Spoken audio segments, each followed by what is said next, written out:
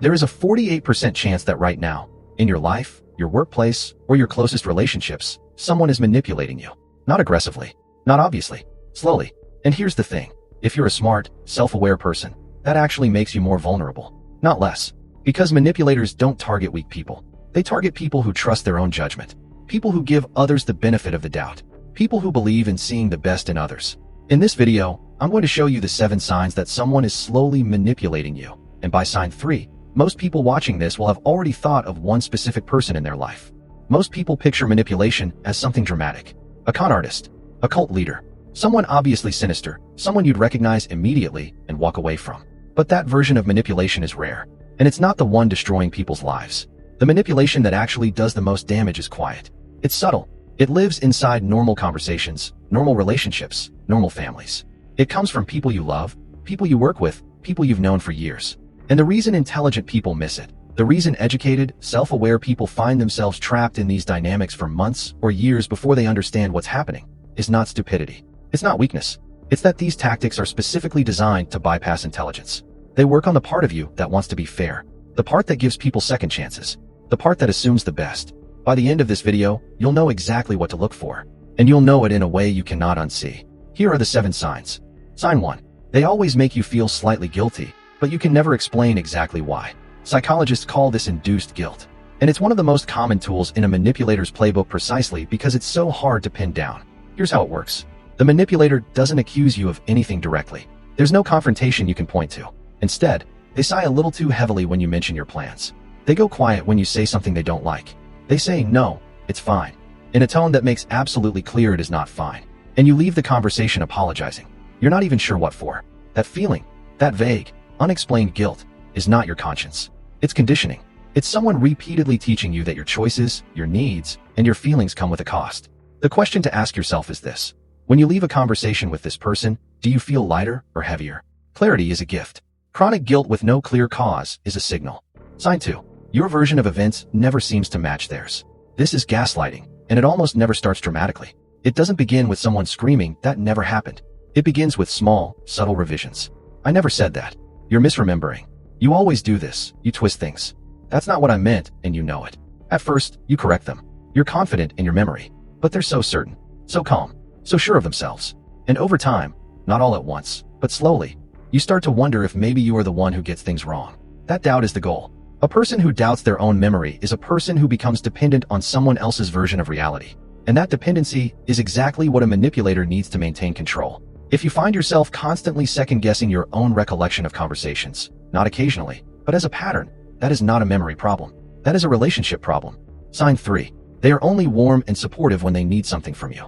Researchers studying transactional relationship patterns found something that, once you see it, you cannot unsee it. Manipulative individuals show a remarkably consistent pattern of behavior. Their warmth, their attention, their kindness. It spikes sharply in the period immediately before they need something. And it drops just as sharply once they have it. Think about the last few times this person was genuinely kind to you. Genuinely interested in how you were doing. Genuinely generous with their time or attention. Now think about what followed those moments. Was there a request? A favor? A situation where they needed your support, your help, your presence? This is not coincidence. It's a pattern. And patterns are data. Healthy relationships have warmth that exists independently of need. It doesn't switch on before a request and switch off after. If you notice that the kindness in a relationship functions like a transaction, that it comes with an unspoken invoice, that is not love. That is leverage. Sign 4. You feel completely exhausted after spending time with them, and you can't explain why. This one is physical, and it's real. What's happening is something researchers call cognitive load manipulation. A manipulator keeps you in a constant state of low-level alertness. They create small contradictions. They introduce subtle uncertainties. They say one thing and do another. Not dramatically, but just enough that some part of your brain is always working to reconcile the gap. Your nervous system is processing a threat. Your cortisol levels are elevated. Your body is doing an enormous amount of invisible work, and you feel the bill afterward, even if you can't explain the invoice. A lot of people in these relationships think they're just tired. They think they're depressed. They think something is wrong with them. They go to the doctor. They start taking supplements. They try to sleep more. And none of it works. Because the source of the exhaustion isn't inside them. It's in the room every time that person walks in. Pay attention to how your body responds to people. It knows things your conscious mind hasn't named yet. I'm going to give you sign 6 in a moment, and when I do, I want you to think of one specific person in your life. Because this next one is the one that changes how people see their closest relationships. Sign 5. They are slowly, quietly separating you from the other people in your life. Not dramatically, not all at once. Gradually. It starts with a small comment about a friend. Nothing major, just a slight implication that this friend doesn't really have your best interests at heart. Then a subtle suggestion that your family doesn't fully understand you the way they do. A joke about a colleague that lands a little darker than a joke should. 6 months later, you look around, and they are the primary voice in your life. The person you check in with. The person whose opinion shapes your decisions. The person you've started to see everyone else through. That didn't happen by accident. Isolation is one of the most well-documented tools of psychological control. It's used in abusive relationships, in cults, in high-control organizations. The mechanism is always the same. Remove the outside voices, become the only voice, and your version of reality becomes the only reality. If you've noticed that a relationship, any relationship, seems to consistently create distance between you and other people you care about, that pattern deserves your full attention. Sign 6. They use the things you've shared in confidence as weapons. This one cuts deep, because it starts with intimacy. You trusted them. You told them something private, a fear, an insecurity, a mistake you made, a wound from your past. You shared it because that's what you do with people you're close to. You were being honest. You were being vulnerable. And for a while, nothing happened. They held it. They seemed to understand. But then an argument started, or a tense moment. And suddenly, there it is. Not always directly. Sometimes as a joke that lands just a little too pointed. Sometimes as a comparison. Well, you've always had trouble with this kind of thing, haven't you?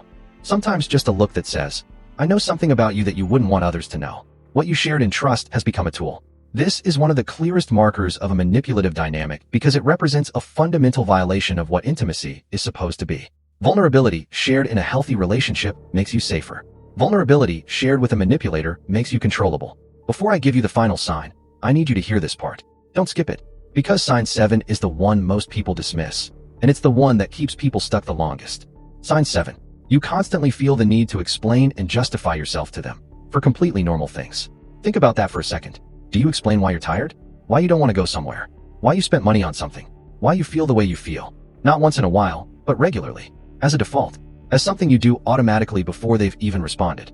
That is not normal. That is conditioning. Healthy relationships don't require you to build a legal case for your own emotions or your own basic choices.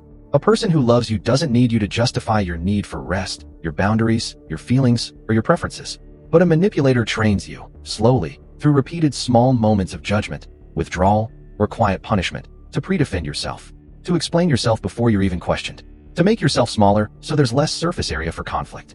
And the most insidious part is this. By the time most people recognize this pattern, they've been doing it so long it feels normal. It feels like consideration. It feels like communication. It takes someone from outside the relationship to hold up a mirror and say, do you hear yourself? Do you realize how much energy you spend justifying your own existence to this one person? If 3 or more of these signs felt familiar, if a specific person came to mind more than once while you were watching this, that is not a coincidence. Recognizing these signs is the first step. But recognition alone doesn't change anything. The next video covers exactly what to do once you've identified a manipulator in your life. Not how to confront them, because confrontation rarely works the way people expect, but the psychology of breaking these patterns. How to rebuild your own clarity. How to create distance without destroying everything around you in the process. And if you want more of this, the real psychology behind why people do what they do, the tactics that shape your behavior without you realizing it, subscribe. This channel exists for exactly that. New video every week. I'll see you in the next one.